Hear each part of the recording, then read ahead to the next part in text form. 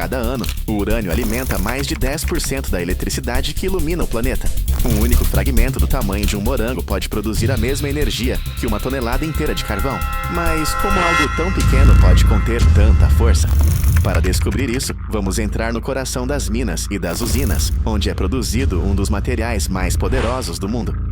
Se você gosta de descobrir como são fabricadas ou transformadas as coisas que usamos todos os dias, inscreva-se no canal e deixe o seu like, porque hoje vamos ver como se obtém o metal que dá vida à energia nuclear. A história do urânio começou há mais de um século, quando os cientistas descobriram que esse mineral emitia radiação de forma natural. A partir dessa descoberta, a humanidade entendeu que podia liberar uma enorme quantidade de energia dividindo seus átomos. Desde então, o urânio se tornou o núcleo da energia nuclear, uma fonte capaz de gerar eletricidade constante, sem emitir gases poluentes. Em 1951, pela primeira vez, um reator nuclear acendeu 4 lâmpadas usando urânio enriquecido. Era o início de uma nova era energética. Hoje, esse mesmo metal continua sendo essencial para alimentar reatores em todo o mundo. Sua jornada começa debaixo da terra, em jazidas espalhadas entre desertos, montanhas e planícies rochosas. Ali, nas profundezas da terra, inicia-se o processo de extração do urânio. Em regiões como Cazaquistão, Canadá e Namíbia, escavadeiras gigantes removem camadas de terra e rocha para acessar os depósitos onde o mineral se encontra disperso, em concentrações que raramente ultrapassam 2%. Nas minas subterrâneas, túneis iluminados descem centenas de metros, onde trabalhadores e equipamentos mecanizados perfuram a rocha para liberar o material.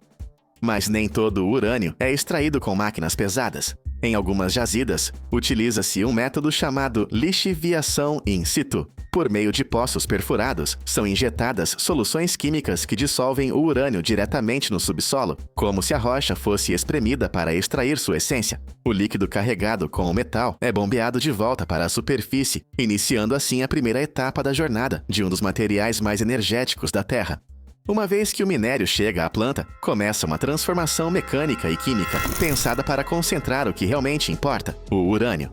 Primeiro, ele passa por trituradores e moinhos que o reduzem até obter partículas do tamanho de grãos de areia grossa. Essa mudança de escala não é estética, é funcional. Quanto mais fina é a partícula, maior é a superfície de contato para as reações químicas que virão. Em grandes tanques de aço inoxidável, a rocha moída é misturada com soluções ácidas ou alcalinas que dissolvem o urânio e o separam da ganga, o ferro, o quartzo e outros materiais indesejados. É um processo de dissolução e separação que modifica a matéria sem a necessidade de altas temperaturas. O produto dessa lavagem química é um pó amarelo brilhante conhecido como torta amarela ou óxido de urânio. Ele contém grande parte do urânio recuperado, tipicamente em torno de 80% de concentração, e apresenta uma textura terrosa, que lembra o pó fino de uma pedreira. Embora sua radioatividade seja relativamente baixa, sua manipulação exige controles, câmaras com ventilação forçada, filtros HEPA, que capturam as partículas e equipamentos de proteção para o pessoal. Você sabia que uma única tonelada de torta amarela contém energia equivalente a milhões de toneladas de carvão? Esse número resume por que cada etapa do tratamento busca minimizar perdas e evitar contaminação. Visualmente, a planta é uma sucessão de correias, funis e tanques, onde o material avança entre jatos de solução e leitos de filtragem. Na saída, o pó amarelo é seco, embalado em tambores e preparado para a próxima etapa química. A torta amarela chega às plantas de conversão e ali começa uma transformação estritamente química. O sólido se converte em gás para poder separar seus isótopos. Primeiro, o pó é submetido a processos de purificação que eliminam traços metálicos e outras impurezas. Utilizam-se lavagens com soluções químicas e leitos filtrantes de aço inoxidável para garantir que reste apenas o urânio limpo, pronto para reagir. Em seguida, esse urânio purificado é misturado com ácido fluorídrico em reatores herméticos e controlados. A reação produz hexafluoreto de urânio, um composto que a temperatura ambiente pode se condensar, mas que se vaporiza facilmente ao atingir cerca de 56 graus Celsius. Por que convertê-lo em gás? Porque somente na fase gasosa ele pode se mover livremente dentro das centrífugas e permitir a separação isotópica. O trabalho nessas salas é quase invisível. Recipientes fechados, tubulações isoladas e circuitos de vácuo que transportam o hexafluoreto de urânio sem exposições. Por sua natureza extremamente reativa, o gás é manuseado em condições secas e protegidas. Ao entrar em contato com a água, forma compostos corrosivos e tóxicos. Por isso, os cilindros e as válvulas são feitos de aço especial, e as instalações contam com sistemas de detecção instantânea de vazamentos. Em noites frias ou em pontos de fuga controlada, o gás pode cristalizar em pequenos flocos esverdeados, um fenômeno que os técnicos chamam de neve nuclear, um sinal visual de que o manuseio exige máxima precaução. O hexafluoreto é armazenado temporariamente em cilindros projetados contra a corrosão e com controles de pressão e temperatura, e é a partir deles que se alimentam as linhas de enriquecimento.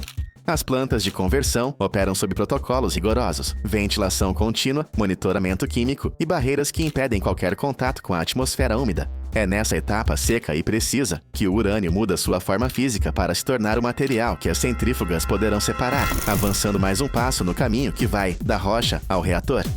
E como funciona o enriquecimento do urânio? Antes de responder essa pergunta, lembre-se de se inscrever no canal e comentar qual outro processo de produção você gostaria de ver em Assim se faz, assim funciona. O núcleo do enriquecimento é uma sala cheia de cilindros que giram sem parar, uma espécie de maquinaria silenciosa que separa o sutil do pesado. Entram ali correntes de hexafluoreto gasoso e, sob condições controladas, as forças centrífugas empurram os isótopos para lugares distintos. O urânio mais leve tende a se concentrar próximo ao eixo, enquanto o mais pesado responde à força e fica deslocado para a periferia. Como se obtém a quantidade adequada de urânio-235 para um reator?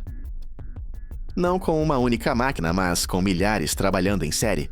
As centrífugas são agrupadas em cadeias ou cascatas, cada uma refinando um pouco mais a mistura, até alcançar o percentual necessário para uso comercial. Esse trabalho em cadeia exige um equilíbrio extremo. As centrífugas operam dentro de câmaras controladas a vácuo para reduzir o atrito, e suas rotações constantes geram um zumbido quase imperceptível que denuncia a velocidade com que giram. Um mínimo desequilíbrio, da ordem de miligramas, pode se amplificar e danificar componentes. Por isso, cada unidade está equipada com sensores que monitoram vibrações, temperatura e pressão, além de sistemas automáticos que ajustam seu regime de operação em tempo real. Das saídas da cascata surgem duas correntes, uma com o urânio enriquecido, pronta para avançar para a fabricação de combustível, e outra com urânio empobrecido, que é reservado para usos industriais, como contrapesos ou blindagens. Visualmente, a instalação lembra uma colmeia de tubos e painéis de controle, passarelas, centros de comando e bancos de máquinas que funcionam continuamente durante anos. A eficiência e a segurança vêm da repetição e da precisão de manter cada eixo perfeitamente equilibrado e cada vedação hermética. Nesse ambiente, o urânio muda sua proporção isotópica sem grandes explosões nem chamas, apenas por meio de um delicado ajuste de forças físicas que transformam um gás na matéria-prima capaz de alimentar um reator.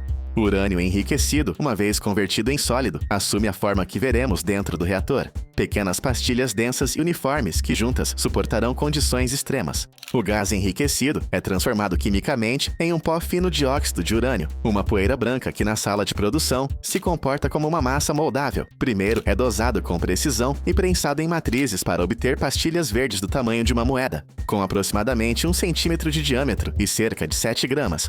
Essa compactação elimina vazios e prepara a peça para a etapa seguinte, a sinterização, onde tudo muda. As pastilhas são cozidas em fornos a temperaturas superiores a 1400 graus Celsius. Um processo que densifica a estrutura, reduz a porosidade e consolida os grãos de óxido até transformá-los em um material cerâmico e resistente. Durante o cozimento, controla-se a atmosfera do forno e o regime térmico para ajustar a densidade e a microestrutura, porque disso depende a capacidade do pellet de resistir ao calor e à radiação sem se desintegrar. Após o tratamento térmico, as peças saem com um aspecto fosco e compacto. Sua aparente fragilidade contrasta com a energia que contém em seu interior. Cada pastilha passa depois por uma bateria de inspeções automáticas, raios-x que detectam fissuras internas invisíveis a olho nu, scanners a laser que verificam diâmetro e planicidade com tolerâncias micrométricas, e espectrômetros que confirmam a composição química para garantir que não haja impurezas que interfiram na fissão. As pastilhas de óxido de urânio, já endurecidas e verificadas, seguem para essa fase de montagem, onde se transformam no combustível que finalmente alimentará um reator. Nesta etapa, a precisão é total. Cada pastilha é inserida dentro de tubos longos, fabricados com ligas de zircônio, um metal prateado que combina duas qualidades essenciais: resistência ao calor e mínima absorção de nêutrons. Essas propriedades o tornam o escudo ideal, capaz de suportar temperaturas extremas sem interferir na reação nuclear. Cada tubo, com cerca de 4 metros de comprimento, é preenchido com aproximadamente 400 pastilhas empilhadas de forma contínua. O processo é totalmente automatizado. Braços robóticos deslizam as pastilhas, uma após a outra, para dentro dos tubos, em câmaras seladas, onde o ar é filtrado para eliminar qualquer partícula que possa gerar defeitos. Uma vez preenchidos, as extremidades são fechadas com tampas metálicas e seladas, por meio de soldagem a laser, uma união limpa e hermética que evita vazamentos de gás ou contaminação. As varetas já seladas são agrupadas com precisão em uma estrutura metálica em forma de grade. É o conjunto combustível. Cada um deles pesa cerca de meia tonelada e contém dezenas de varetas dispostas em padrões geométricos que permitem a passagem uniforme do refrigerante e o fluxo controlado de nêutrons no reator. Sua construção envolve mais de 100 mil pontos de solda, todos verificados por ultrassom e testes de resistência. Antes de sair da fábrica, os conjuntos são submetidos a vibrações controladas e provas de pressão que simulam as condições dentro de um reator em operação. Apenas os que superam todos os controles avançam para a etapa seguinte do ciclo. De fora, seu aspecto é o de uma estrutura metálica perfeitamente organizada, mas em seu interior repousa uma reserva de energia capaz de alimentar centenas de lares durante um ano inteiro. Na usina nuclear, os conjuntos de combustível chegam prontos para ocupar seu lugar no coração do reator. Uma câmara blindada, onde a precisão é tudo. Ali, cada vareta é inserida no núcleo, formando uma rede perfeitamente calculada. Dentro desse espaço, o urânio-235 inicia seu papel principal. Quando um nêutron o atinge, seu núcleo se divide em 2 fragmentos menores, liberando uma enorme quantidade de energia em forma de calor, além de novos nêutrons que continuam a reação em cadeia. Essa reação não ocorre de maneira explosiva, mas controlada, mantida sob condições exatas de pressão, temperatura e fluxo de nêutrons. O calor liberado é utilizado para aquecer a água pura que circula dentro de um circuito fechado. Ao atingir altas temperaturas, a água se transforma em vapor sob pressão, que é direcionado para enormes turbinas metálicas. As pás giram a cerca de 1.800 rotações por minuto, e esse movimento mecânico é transmitido a geradores elétricos capazes de produzir centenas de megawatts de potência. O processo é contínuo. Enquanto houver fissão, as turbinas continuam girando e a eletricidade flui para a rede. O equilíbrio de todo o sistema é mantido graças às barras de controle, fabricadas com materiais como boro ou cádmio, que absorvem os nêutrons excedentes. Quando são introduzidas no núcleo, desaceleram a reação. Quando são retiradas, a intensificam. Esse mecanismo atua como um regulador fino que mantém a estabilidade do reator. Tudo ocorre dentro de estruturas reforçadas, com paredes de concreto e aço projetadas para resistir a pressões extremas e a qualquer tipo de evento externo. O resultado desse processo é uma eletricidade constante, confiável e praticamente livre de emissões de carbono. Dessa forma, a energia contida nos átomos de urânio, liberada e controlada com precisão, transforma-se em uma fonte que ilumina cidades inteiras, sem produzir fumaça nem resíduos gasosos. Após cumprir seu ciclo dentro do reator, as barras de combustível são retiradas por sistemas robóticos e submersas em profundas piscinas de resfriamento. Ali, a água atua como refrigerante e como barreira contra a radiação, enquanto um brilho azul, a radiação Cherenkov, revela a energia que ainda contém.